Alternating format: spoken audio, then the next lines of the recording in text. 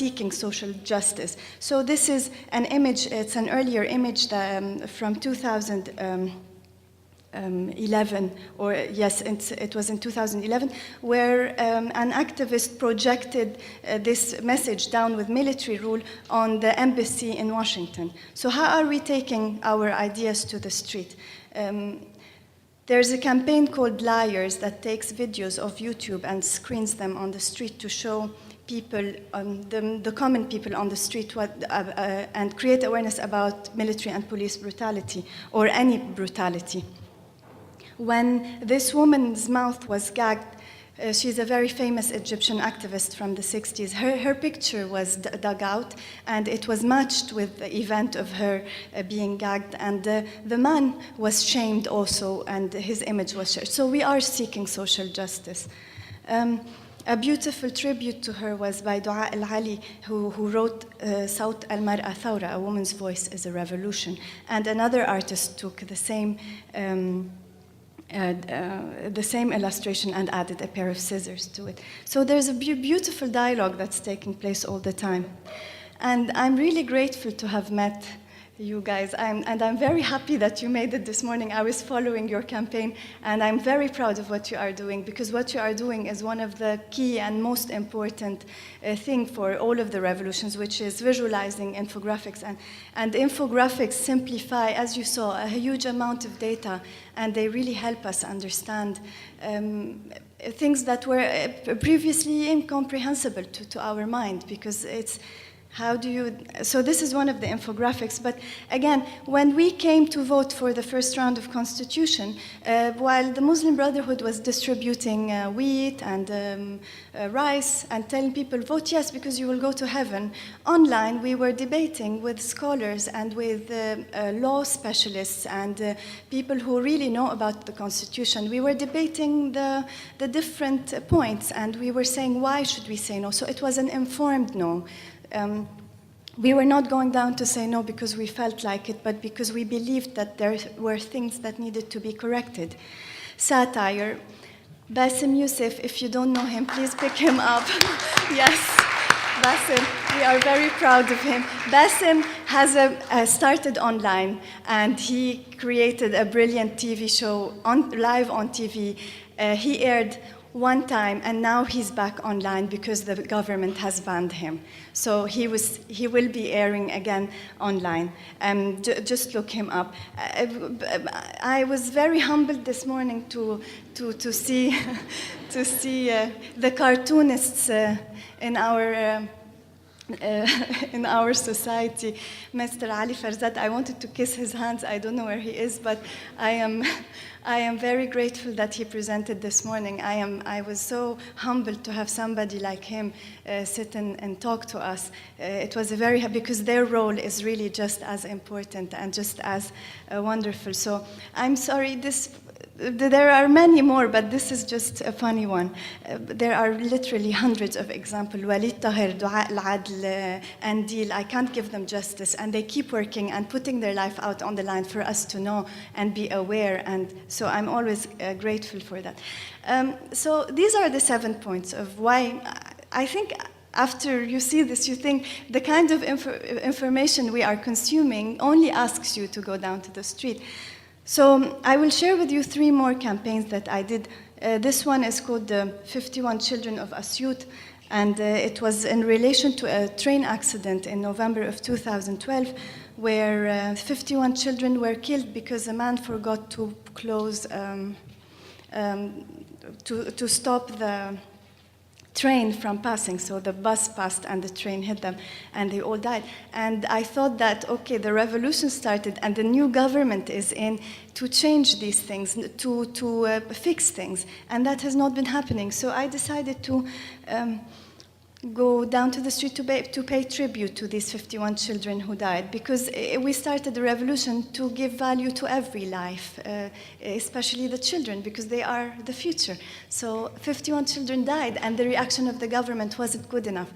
So I went down to the street. X is the Ministry of Interior. I have to tell you the story of this wall because it's a very special wall. It's a close one to my heart. It's right in front of them. So the green circle is the Tahrir Square. The red X is the Ministry of Interior. And the red walls are the barrier walls around the ministry to protect it from protesters. So the first wall I ever sprayed was this one, the one where with the X right in front of the ministry. I sprayed it with my nose, and this was in February of 2012. Now, in March 13th, there was a brilliant campaign called There Are No Walls, where a lot of graffiti artists went down and they painted the perspective on the street, pretending that the walls are not there. And they brought musicians and they danced and they sang and they pretended that there is no wall. And on January 2013, on the 25th of January, which is 2 years into the revolution, I go down, even though we sang, we danced, we did everything in front of these walls. The walls are still there. So I decided to, this was the wall that they painted on top of my work, so I had to go down and pay tribute there. I painted 8 children who are playing hide and seek. And the first one says, Khalawis, did you hide? Is it over? Are you done? Second one says, Lissa, not yet. Has the revolution succeeded? Lissa, not yet. Did we get the rights of the martyrs? Lissa, not yet. Has Egypt become heaven on earth? Lissa, not yet. And if you saw on the previous one, they had a small handala with a sword. So that was ripped off, so I repainted it and I paid a tribute to Najil Ali. Sometimes my work is celebrated and people add their own messages to it, like in this case, somebody came and added a message that I did not necessarily want to share. And sometimes they just hide it. They erase the children, depending on where I place them in the city. So in a way, these children marked the city for me. So when they appear, when they are kept in parts, you know that this is a revolution-friendly area. And where they're erased, you also understand that, okay, some people don't want me to talk. It's an ongoing conversation. This is what I love about it, is that you keep having dialogue with the people on the street. And some people add messages to your work, and some people just tell you, shut up, I don't want to hear you. So I kept painting these children all over the streets of Cairo, and I gave them the dreams and our hopes for Egypt. And some of these were families, so the three or four children who died together on the bus. So I always like to paint them together, and they're always talking about things. The final concept that I worked on was in June of 2013 this year. And there was all the rebel tamarrud movement, and I wanted to feminize the act, and I wanted to call the women to go down and rebel. So this is the tank wall. If you know my work, this is also one of the walls I love emotionally. I'm attached to this wall. So a group called the Zamalek Guardians decided to clean the wall. So they covered everything. The whole wall was white. And of course, this is to all of the graffiti community in Egypt, it was like a big slap in the face. And what was funny is that it was not the government, they were just the good doers of society. They were cleaning our walls. So directly, the same night, a group of artists go down and create this beautiful street work that reads, بعد الدم ما في الشرعية, after blood there's no legitimacy. And everybody goes down to add something to the wall. And on the wall, there was, surprisingly, I was working on Tamarradia Otta, which is a stencil I did on my own, alone, without contacting anyone. I go down to the wall, and I realized there's a new street artist called Otta. And she had these 3 women stuck on our wall. So I'm very happy. I document, I say, okay, Otta, and I will have my Otta message. It's great. So I take a photo. Somebody had already started tearing up her sticker. So I said, okay, I can just work near Otta. You can see the kneeling men. So the other work is on this side of the wall. And I sprayed my first Tamarradia Otta. I was very happy with it. In the same minute, I have a man rushing up at me, takes my stencil and sprays my work on the spot. This is the fastest I've ever been covered. So I go back, of course, and I spray all of my cats in all of the colors. And I go he tore down all of her work, so I just sprayed tamarradi ya utta all over the work that she had torn up, just to make up for her loss. So I sprayed a lot of red tamarradi ya utta. The whole wall is covered now. What's really funny and amazing, why can't they just clean the whole thing? This is how you know it's the government or the good doers. The good doers would clean the whole wall. The government would only cover you up, and they'd leave the rest dirty. They don't care.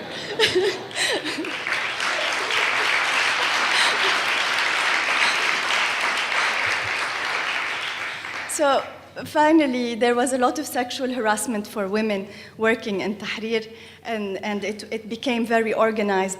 So this was the final work I did. It was called Mukhak Aura, and I painted a lot of naked women forming the brain. Mukhak Aura means, most of us know what aura, it means something that should be covered. And I just said, your brain should be covered. It's not my body, it's not my hair, it's your brain that should be covered. So, of course, next morning the brain was missing. Now everything is covered with white, but it's okay. We'll just keep having this conversation. It's fine. I'm having fun. I'm not going anywhere. I'm staying in Cairo. I always like to end with this poem by Neruda that I found. This is also a close one to my heart because I did this when 74 young men were killed in a football stadium because they went to watch a match, and the stadium was dimmed, and armed men were sent into the stadium, and they started killing these young men. And one of them was a student at the university where I taught. So this is a tribute to him. And I sprayed this on the 1st of February in 2012. It reads, "You can crush the flowers, but you can't delay spring." يمكنك أن تدهس الورود لكنك لا تستطيع أن تؤخر الربيع. Thank you.